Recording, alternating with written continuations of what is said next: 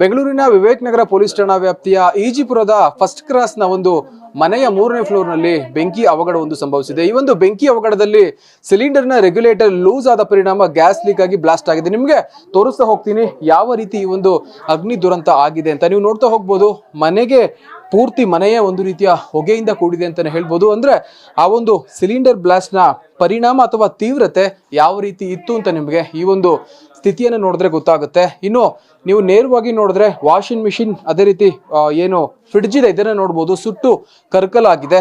ಇನ್ನು ಈ ಒಂದು ಬೆಂಕಿ ಅವಘಡವನ್ನ ಅವರ ಮನೆಯ ಒಡತಿಯಾದಂತಹ ವಿಜಯ ಅವರು ಹೇಳಿದ ರೀತಿಯಲ್ಲಿ ಅವರ ಮಗ ಬಂದ ಕಾರಣ ಅಡುಗೆಯನ್ನ ಮಾಡ್ತಾ ಇರ್ತಾರೆ. ಆ ಸಂಬಂಧ ಏನು ರೆಗ್ಯುಲೇಟರ್ ಲೀಕ್ ಆಗುತ್ತೆ, ಆ ಒಂದು ಸಂಬಂಧದಲ್ಲಿ ಅದು ರೆಗ್ಯುಲೇಟರ್ ಇಂದ ನೇರವಾಗಿ ಏನು ಮಟನ್ ಅನ್ನ ಬೇಯಿಸ್ತಾ ಇದ್ರು, ಆ ಮಟನ್ಗೆ ಬೆಂಕಿ ತಾಗುತ್ತೆ. ಪರಿಣಾಮ ಅವರೆಲ್ಲರೂ ಕೂಡ ಮನೆಯಿಂದ ಹೊರಗಡೆ ಹೋಗ್ತಾರೆ. ಆ ಸಂದರ್ಭದಲ್ಲಿ ಈ ರೀತಿಯ ಒಂದು ಅಗ್ನಿ ಅವಘಡ ಆಗಿದೆ. ಅದೃಷ್ಟವಶಾತ್ ಯಾವುದೇ ಒಂದು ಪ್ರಾಣಾಪಾಯ ಆಗಿಲ್ಲ. ಆದ್ರೆ ಅವರ ಮಗನಿಗೆ ಆ ಕೆನ್ನೆಯ ಭಾಗಕ್ಕೆ ಸ್ವಲ್ಪ ಗಾಯವಾಗಿದೆ ಅಥವಾ ಸುಟ್ಟ ಗಾಯವಾಗಿದೆ ಅಂತಾನೆ ಹೇಳ್ಬೋದು. ಆದ್ರೆ ಇದನ್ನ ಬಿಟ್ರೆ ಯಾವುದೇ ರೀತಿಯ ಪ್ರಾಣಾಪಾಯವಾಗ್ಲಿ ಅಥವಾ ಗಂಭೀರ ಗಾಯಗಳು ಆಗಿಲ್ಲ ಅನ್ನೋದು ನಿಜವಾಗಿಯೂ ಸಂತಸದ ವಿಚಾರ ಅಂತಾನೆ ಹೇಳ್ಬೇಕು. ಅಂದ್ರೆ ಈ ಒಂದು ಮನೆಯ ಏನು ಇದೊಂದು ಬ್ಲಾಸ್ಟ್ ಆಗಿದೆ, ಈ ಒಂದು ಬ್ಲಾಸ್ಟ್ ನ ಒಂದು ತೀವ್ರತೆ ಎಷ್ಟರ ಮಟ್ಟಿಗೆ ಇದೆ ಅಂತ ಅಂದ್ರೆ ಖಂಡಿತವಾಗಿಯೂ ಈ ಒಂದು ಸ್ಥಳದಲ್ಲಿ ಯಾರೇ ಇದ್ದಿದ್ರು ಕೂಡ ಅವರು ಬದುಕುಳಿಯೋದು ತುಂಬಾ ಕಷ್ಟ ಇತ್ತು. ಆದ್ರೆ ಒಂದು ಅದೃಷ್ಟವಶಾತ್ ಘಟನೆಯಂತೆ 4 ಏನು ಮನೆಯಿಂದ ಅಥವಾ ಹೊರಗಡೆ ಹೋಗಿ ಈ ಒಂದು ಅಗ್ನಿ ಅವಘಡದಿಂದ ಪಾರಾಗಿದ್ದಾರೆ ಅಂತಾನೆ ಹೇಳ್ಬೋದು. ನೀವು ಈ ಒಂದು ಸ್ಥಿತಿಗತಿಗಳನ್ನು ನೋಡಿದ್ರೆ ಗೊತ್ತಾಗುತ್ತೆ ಆ ಒಂದು ಅಗ್ನಿ ಅವಘಡದ